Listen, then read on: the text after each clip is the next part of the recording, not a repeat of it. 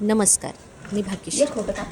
आज आपण करतोय खारीक खोबऱ्याचे लाडू. तसे हे लाडू थंडीच्या दिवसात खाल्ले जातात, पण प्रामुख्याने प्रेग्नन्सीमध्ये आणि डिलिव्हरीनंतर रिकव्हरीसाठी या लाडवांचा फार उपयोग होतो.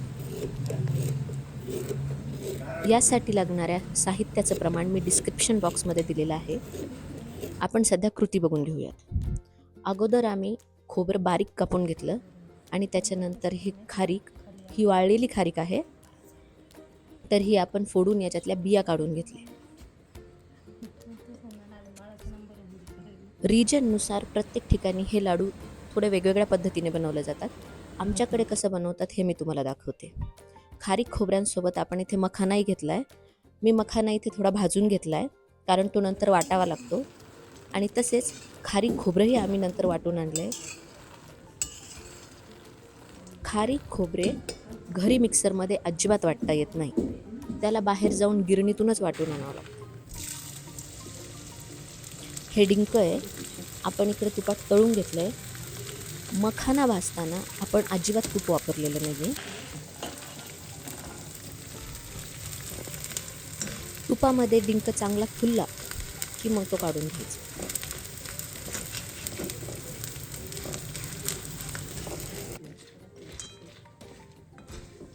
तसेच थोडे बदामसुद्धा आम्ही इथे तुपात रोस्ट करून घेतले. बदाम ऑप्शनल आहेत, तुम्ही बाकीचे ड्रायफ्रूटसुद्धा घेऊ शकता तुमच्या आवडीनुसार.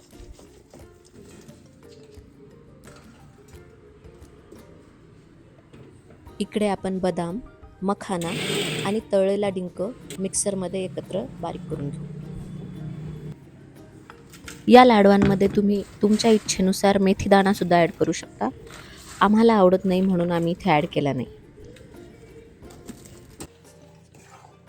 इथे आपण आता नाचणी सत्वसुद्धा घेतलेलं आहे. याच्यात आपल्याला 2 व्हेरियंट्स मिळतात, विथ शुगर आणि विदाऊट शुगर. आम्ही विदाऊट शुगर आणलं आहे. हे सुद्धा कॅल्शियमचा उत्तम सोर्स म्हणून वापरलं जातं. जसं आपण बेसन भाजतो तसंच या पिठाला भाजून घ्यावं लागतं.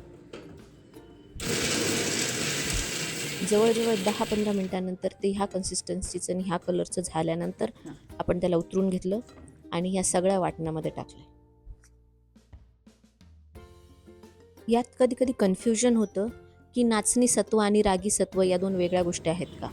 तर नाही, नाचणी सत्व आणि रागी सत्व या दोन्ही एकच गोष्टी आहेत. लाडू बांधणीसाठी आम्ही गीर गाईचं तूप वापरले. तूप अगोदर थोडं मेल्ट करून घेतलं की मग लाडू चांगले बांधले जातात. इथे आम्ही थोडी किशमिश पण टाकली लाडूमध्ये. आम्हाला भाजलेली किंवा तळलेली किशमिश आवडत नाही म्हणून आम्ही तशीच टाकून घेतली आहे. या लाडूमध्ये कॅल्शियम, आयर्न यांचा रिच सोर्स असतो, त्यामुळे रिकव्हरीसाठी हे लाडू उत्तम मानले जातात. खारीक, किशमिश या गोष्टी ऑलरेडी गोड असतात. त्यात जर तुम्ही विथ शुगर रागी सत्व घेतलं तर त्यात आणखी गोडवा असतो, त्यामुळे गूळ थोडा प्रमाणातच घ्यायचा. या सगळ्या जिन्नस एकदा हाताने व्यवस्थित मिक्स करून घेतल्या की मग आवश्यकतेनुसार तूप टाकून लाडू वळून घ्यायचे.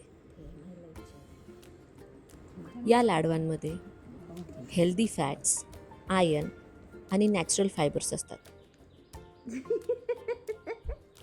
त्यामुळेच इन्स्टंट एनर्जी, बोन हेल्थ आणि रिकव्हरीसाठी हे लाडू उत्तम असतात.